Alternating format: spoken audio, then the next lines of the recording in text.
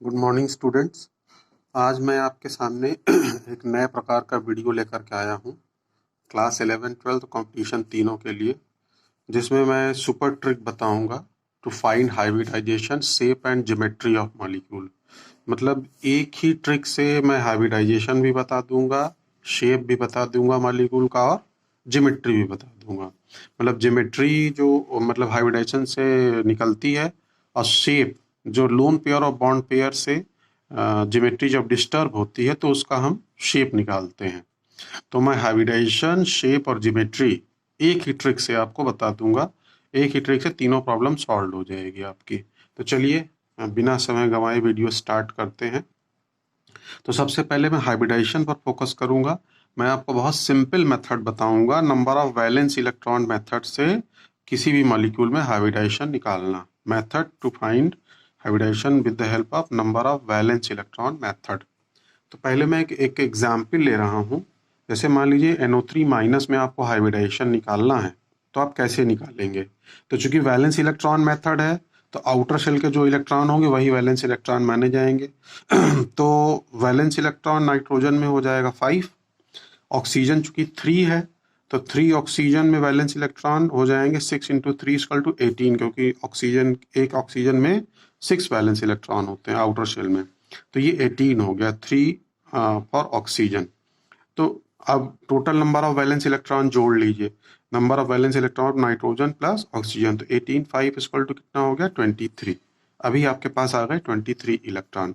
अब एक note point है कि if there is any cation then subtract it. अगर मॉलिक्यूल कटायन है तो जितना चार्ज उसके ऊपर कटायन के ऊपर उतना सब्ट्रैक्ट कर दीजिए।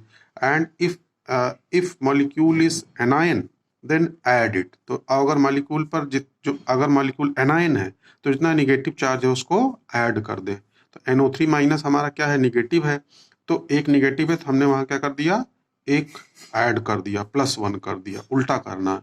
तो 23 + 1 इक्वल टू कितना आ गया 24, यानी टोटल 24 इलेक्ट्रॉन NO3 माइनस पर है। अब दो रूल आपको याद रखना होगा, बिल्कुल इंपॉर्टेंट, बस उसके बाद तुरंत हाइब्रिडेशन आ जाएगा। If number is in between 2 and 8 divide by 2। अगर ये नंबर 2 से 8 के बीच में आता है, if number come in between 2 and 8 then divide by 2। Number 2 से 8 के बीच में आता है तो आप 2 से डिवाइड कर दें। And if number is come between 9 to 56, अगर नंबर 9 से 56 के बीच में आता है देन डिवाइड बाई 8। ये याद रखना है आपको, बस और कुछ नहीं करना है। तो देखिए नंबर कितना आ रहा है, 8 आ रहा है। तो अगर नंबर 8 आएगा तो हम किससे डिवाइड करेंगे रूल के हिसाब से, 24 आ रहा है तो किससे डिवाइड करेंगे, 8 से। तो हमने 8 से इसको डिवाइड कर दिया, तो 8 3 जा 24। अभी 1 मिनट बस आपको रुकना है, मैं इस नंबर से बता दूंगा कि हाइब्रिडाइजेशन क्या आएगा। तो ये एक फ्लो चार्ट है, मतलब कि ये जो नंबर आया और यहां से नंबर से हाइब्रिडाइजेशन क्या relation, number and type of hybridization. अगर वो नंबर वैलेंस इलेक्ट्रॉन से नंबर अगर जो आ रहा है, अगर वो नंबर 2 आए तो sp हाइब्रिडाइजेशन, अगर नंबर 3 आए तो sp2 हाइब्रिडाइजेशन, अगर नंबर 4 आए तो sp3 हाइब्रिडाइजेशन, अगर नंबर 5 आए तो sp3d हाइब्रिडाइजेशन, अगर नंबर 6 आए तो sp3d2 हाइब्रिडाइजेशन, और अगर नंबर 7 आए तो sp3d3 हाइब्रिडाइजेशन। मतलब ये नंबर ऑर्बिटल्स बताता है कि उस मॉलिक्यूल में कितने ऑर्बिटल्स इन्वॉल्व हैं। तो जितने ऑर्बिटल होंगे उतने प्रकार का हाइब्रिडाइजेशन आ जाएगा। अब यहाँ आते हैं, देखिए हमारे यहाँ कितना आया था 3, तो अगर नंबर 3 आएगा तो हाइब्रिडेशन कैसा होगा, sp2। यानी कि यहाँ मतलब NO3 माइनस में हाइब्रिडेशन कैसा होगा, sp2 होगा। अब दो नंबर आपको याद रखना है कि अगर नंबर 18 आ जाए तो उसके साथ क्या करना है। ये कंप्लीटली डिवाइड नहीं होता है यहाँ पास। तो अगर मान लीजिए कि नंबर 18 आता है तो चूंकि 2 और 8 के बीच में ही आपको 2 से डिवाइड करना है। और अगर 18 आ रहा है किसमें, 9 to 56 में, तो किससे डिवाइड करेंगे, 8। तो आपको यहाँ ध्यान रखना है कि ये डिवाइड करेंगे तो 8 2 जा 16। तो देखिए ये 2 आ गया, ठीक है, यहाँ 2 आ गया। अब नंबर फिर से 2 और 8 के बीच में आ रहा है तो एक बार आपको फिर 2 से डिवाइड करना होगा। तो 2 को फिर से डिवाइड कर दिया तो 2 1 जा 2 हो गया, और 2 + 1 मिलकर के कितना आ जाएगा 3, और 3 से क्या हो जाएगा, 3 से sp2।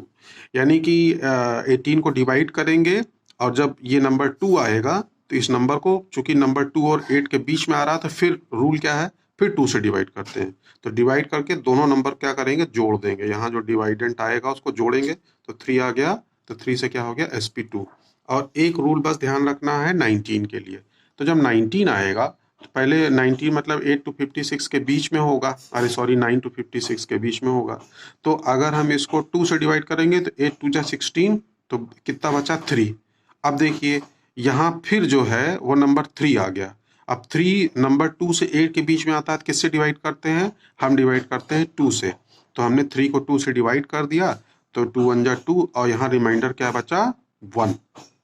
अब क्या करना है कि इन दोनों के डिवाइडेंट और रिमाइंडर को आपको जोड़ना है। तो इसका डिवाइडेंट 2 ये आ गया, देन ये 1 आ गया, और देन ये रिमाइंडर 1 आ गया।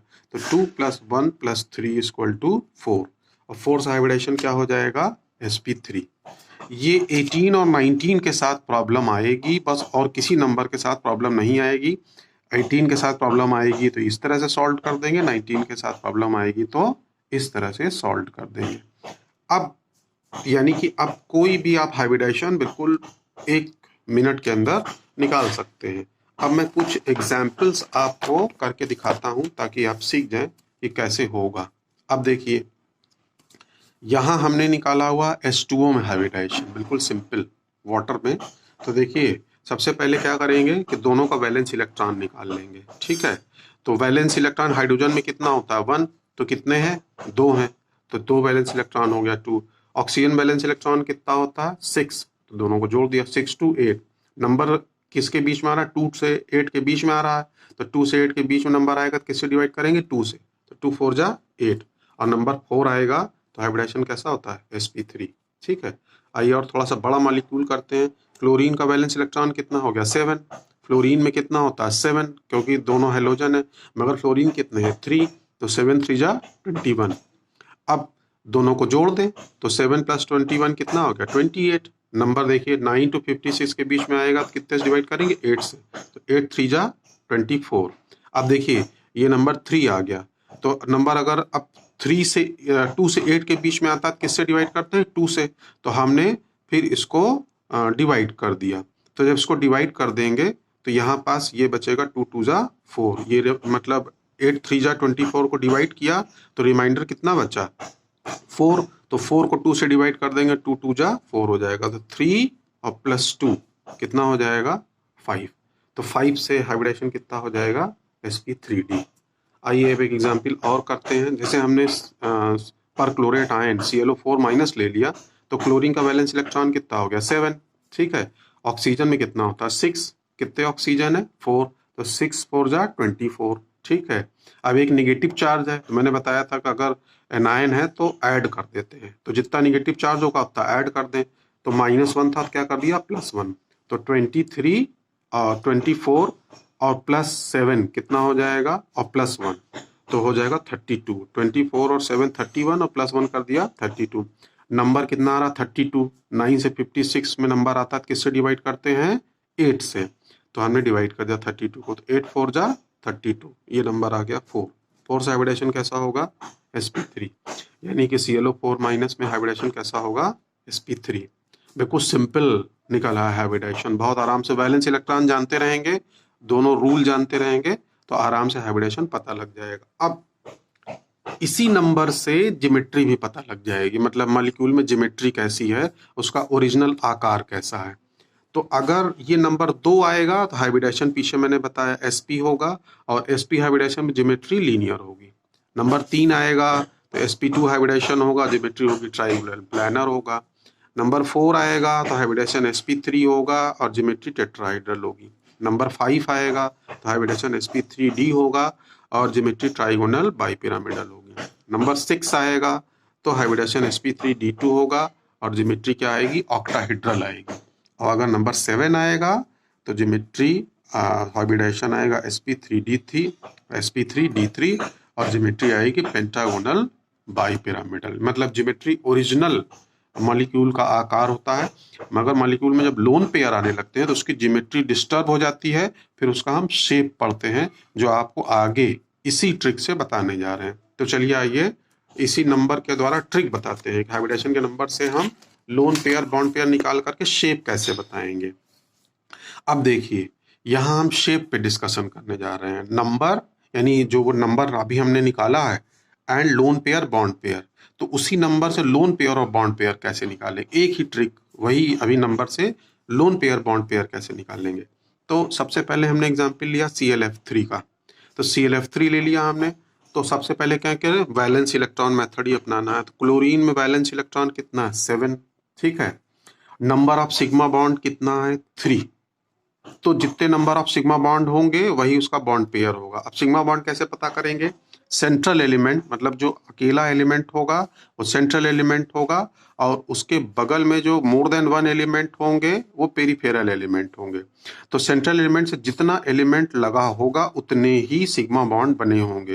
जैसे सेंट्रल एलिमेंट अकेला है, इससे कितने एलिमेंट लगे हुए हैं 3, तो सिग्मा बॉन्ड की संख्या कितनी हो गई 3।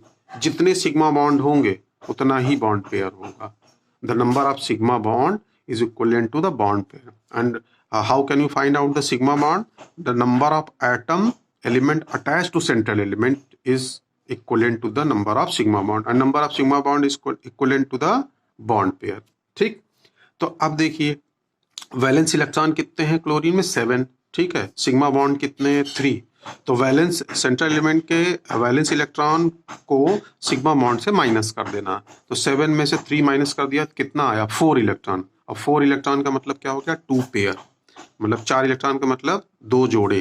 तो लोन पेयर कितने हो गए 2 लोन पेयर हो गए, यानी ClF3 में 3 बॉन्ड पेयर हो गया और 2 लोन पेयर हो गया, ठीक है। आइए वाटर में समझते हैं, बिल्कुल सिंपल एग्जाम्पल, ठीक है। सबसे पहले क्या करें, सेंट्रल एलिमेंट का वैलेंस इलेक्ट्रॉन, सेंट्रल एलिमेंट कौन सा एलिमेंट होगा जो अकेला होगा, तो ऑक्सीजन अकेला है, तो ऑक्सीजन वैलेंस इलेक्ट्रॉन कितने हो गए 6, ठीक है। सिग्मा बॉन्ड मैंने कैसे बताया कैसे निकलेगा, जितने सेंट्रल एलिमेंट से एलिमेंट लगे होंगे वो सिग्मा बॉन्ड होंगे। तो नंबर ऑफ सिग्मा बॉन्ड कितने हैं, 2 एलिमेंट लगे हैं, तो नंबर ऑफ सिग्मा बॉन्ड कितने होंगे 2, और सिग्मा बॉन्ड के बराबर ही क्या होगा बॉन्ड पेयर होगा। Number of sigma bond is equal to bond pair, तो 2 बॉन्ड पेयर हो गए। वैलेंस इलेक्ट्रॉन कितने हैं सेंट्रल एलिमेंट में 6, तो उठा करके सिग्मा बॉन्ड को माइनस कर दिया, तो 6 - 2 इक्वल टू कितना हो गया 4। तो 4 मतलब अनपेयर्ड इलेक्ट्रॉन आ रहे हैं, इसका मतलब कि 2 पेयर हैं, लोन पेयर निकालना है हमें, तो 2 पेयर हो गए। तो लोन पेयर वाटर में कितना हो गया 2, तो 2 बॉन्ड पेयर हो गए और 2 लोन पेयर हो गया, ठीक है। यानी वाटर के अंदर 2 बॉन्ड पेयर और 2 लोन पेयर होता। अब मैं आपको फॉर्मूला बताने जा रहा हूँ, एग्जाम्पल समझा दिया। तो अब देखिए फॉर्मूला कैसे निकलेगा, नंबर ऑफ सिग्मा बॉन्ड कितने के बराबर होता है बॉन्ड पेयर के। सिग्मा बॉन्ड जो भी होगा यानी जितने एलिमेंट लगे होंगे वो सिग्मा बॉन्ड होंगे, और नंबर ऑफ सिग्मा बॉन्ड जो है बॉन्ड पेयर के बराबर होगा। लोन पेयर कैसे निकालेंगे, नंबर ऑफ लोन पेयर कैसे निकलेगा, तो lone pair is equal to valence electron of central atom, जैसे वाटर के अंदर सेंट्रल एलिमेंट क्या है ऑक्सीजन, तो lone pair is equal to क्या हो जाएगा valence electron of central atom minus number of sigma bond, यानी valence electron of central element को सिग्मा बॉन्ड से माइनस कर देंगे तो क्या पता लग जाएगा लोन पेयर। और सेंट्रल एलिमेंट कौन होगा, अकेला एलिमेंट सेंट्रल एलिमेंट होगा, ठीक है। और जो सिग्मा बॉन्ड होगा वो कौन होगा, जो सेंट्रल एलिमेंट से जितने एलिमेंट लगे होंगे वही सिग्मा बॉन्ड होंगे, और जितने नंबर ऑफ सिग्मा बॉन्ड आएंगे वही बॉन्ड पेयर होगा। यानी सिग्मा बॉन्ड पता कर लिया तो आंख मूंद करके बॉन्ड पेयर। और लोन पेयर कैसे निकालेंगे, valence element of central atom minus number of sigma bond. अब इस फॉर्मूले की मदद से आइए एक एग्जांपल और करके दिखाते हैं। PCl5 ले लिया, तो सबसे पहले सेंट्रल एलिमेंट अकेला वाला उसका वैलेंस इलेक्ट्रॉन, तो फास्फोरस में वैलेंस इलेक्ट्रॉन कितने हो गए 5। सेंट्रल एलिमेंट से कितने एलिमेंट लगे होंगे, जितने एलिमेंट लगे होंगे वही उसका सिग्मा बॉन्ड होगा, कितने लगे हुए हैं 5, तो नंबर ऑफ सिग्मा बॉन्ड 5 हो गया, ठीक है। और जितने सिग्मा बॉन्ड होते हैं वही उसका बॉन्ड पेयर होता है, यानी हमारा बॉन्ड पेयर पता लग गया 5 बॉन्ड पेयर है। और लोन पेयर कैसे निकालते हैं, valence electron of central atom minus sigma bond, तो वैलेंस इलेक्ट्रॉन कितना था 5 और नंबर ऑफ सिग्मा बॉन्ड कितने थे 5, तो 5 - 5 इक्वल टू कितना हो गया 0।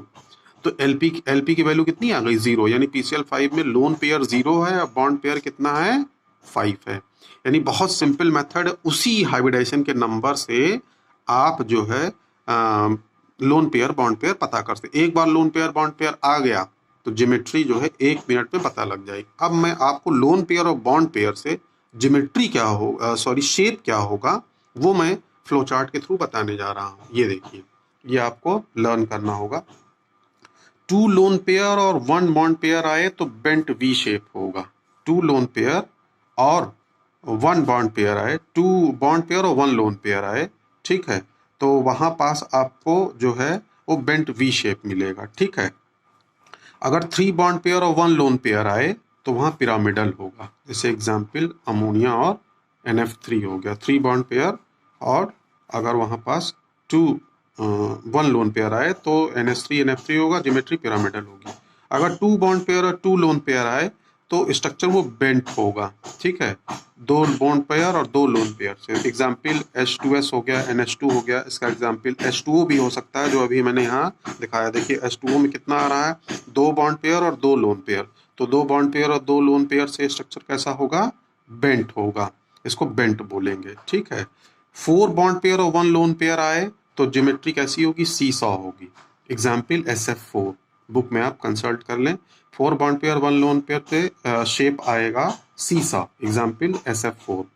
3 बॉन्ड पेयर और 2 लोन पेयर होगा तो ज्योमेट्री टी शेप आएगी, bent T shape, example ClF3 and BrF3। पीछे हम लोगों ने करके दिखाया है, ये देखिए।